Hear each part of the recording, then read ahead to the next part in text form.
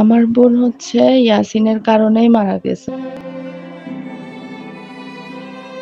এখনো ফ্যানের সঙ্গে ঝুলছে নাদিয়া ইসলাম ঝিমির আত্মহত্যা করার রশি। এলোমেলোভাবে সব পড়ে আছে জিনিসপত্র।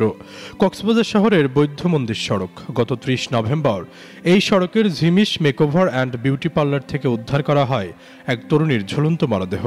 নাম তার নাদিয়া ইসলাম ঝিমি। তিনি ছিলেন শহরের ১১ নম্বর ওয়ার্ডের মোহাম্মদ জাফর আলমের মেয়ে।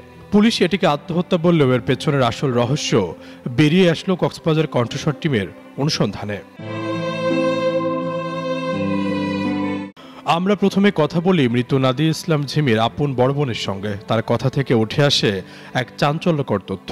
ইয়াসিন আরাফাত নামের এক যুবক বিভিন্ন রকম প্রলোভন দেখিয়ে ঝিমিকে বিউটি পার্লারের ব্যবসায় জড়ান। এখানে শেষ নয়, পরবর্তীতে ঝিমিকে প্রেমের ফাঁদে ফেলেন। ঘটনার এক পর্যায়ে জানতে পারেন সেই ইয়াসিন আরাফাত বিবাহিত, তার স্ত্রী সন্তানও রয়েছে।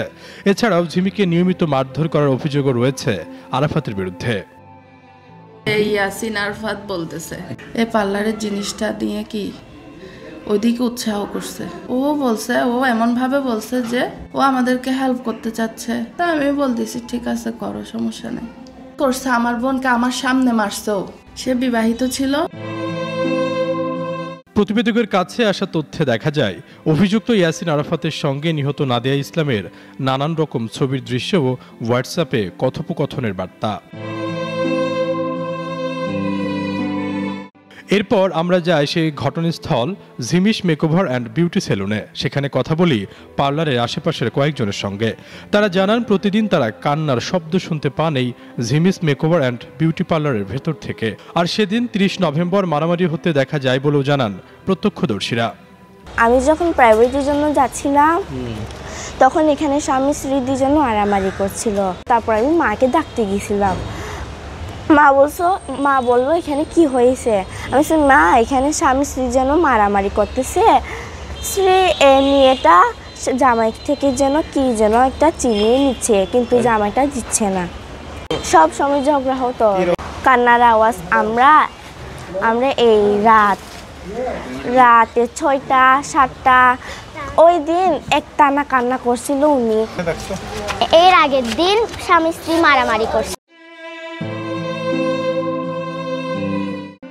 এবার আমরা কথা বলি ভবন মালিকের সঙ্গে। তিনি জানান কিভাবে তার কাছ থেকে বাসা ভাড়া নিয়েছিলেন। আত্মহত্যা করা সে রাতের বর্ণনাও দেন তিনি। ইনভেস্টর হিসেবে পরিচয় দিয়ে তারপর নিচে অ্যাকর্ডিংলি এগ্রিমেন্টে ওইভাবে দুজনের নামে জিমি যে ভিকটিম সে পার্লারটা, সে বিউটিশিয়ান ছিল, সে পার্লারটা দেখাশোনা করতো। তো এখন এখানে আশেপাশে যারা করতো মাঝে মধ্যে নাকি তাদের মধ্যে ঝগড়া হতো। পার্লার আসে রাত্রে 11টার সময় পর্যন্ত বাসায় যখন যায় নাই আমাকে রিং করছে জিমির মা। তো 12:30টার দিকে 12:23-এর দিকে আমি এসে বাসা যাওয়ার সময় কলিং বেল দিলাম 4-5টা যখন কলিং বেল দিচ্ছি, কলিং বেল দেওয়ার পর কোনো রেসপন্স করে না। তখন আমি আবার সাথে ইনস্ট্যান্টলি রিং করলাম জিমির মাকে। যেমন সে একটা করতেছে না, রেসপন্স করতেছে না, কি জানি কি নাকি ঘুমিয়ে গেছে কি জানি এরকম বলে আমি সাথে আবার আরাফাতকে রিং করছি। আরাফাত আমার মোবাইল রিসিভ করে না।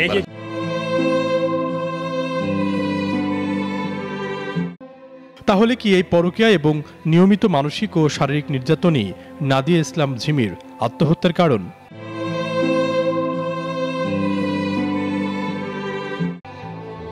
এই গুরুতর অভিযোগের বিষয়ে কক্সবাজার সদর থানার ভারপ্রাপ্ত কর্মকর্তা ভুক্তভোগী পরিবারকে লাশ দাফনের পরে এজাহার জমা নেবেন বলে আশ্বস্ত করেন। পরে এজাহার নিয়ে থানায় গেলে হাসপাতালের পিএম রিপোর্ট না আসাতে এজাহার জমা নিলেও মামলা রেকর্ডের বিষয়ে কোনো সুরাহা পাননি ভুক্তভোগী পরিবার।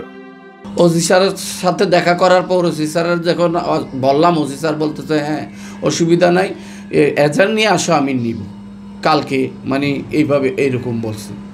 বলার পর আমি এজাহার লিখে যখন গেলাম, স্যার যখন দিলাম, স্যার বলতেছে যে ওই হাসপাতালের কি জানি আমি তো জানি না ভালো করে, পিএম রিপোর্ট ওইটা আসলে আমরা তখন মামলা এন্ট্রি করব। আমি এখন মেয়ে হারাইছি, কোনো বিচারের প্রক্রিয়া দেখতেছি না, কি করব, কান্না করে চলে আসলাম। ঝিমির পরিবারের অভিযোগ নাদিয়া ইসলাম ঝিমি আত্মহত্যা করার মূল কারণ ইয়াসিন আরাফাত। এখন দেখার বিষয় এই গুরুতর অভিযোগের প্রেক্ষিতে ইয়াসিন আরাফাতের বিরুদ্ধে কি ব্যবস্থা নেওয়া হয়।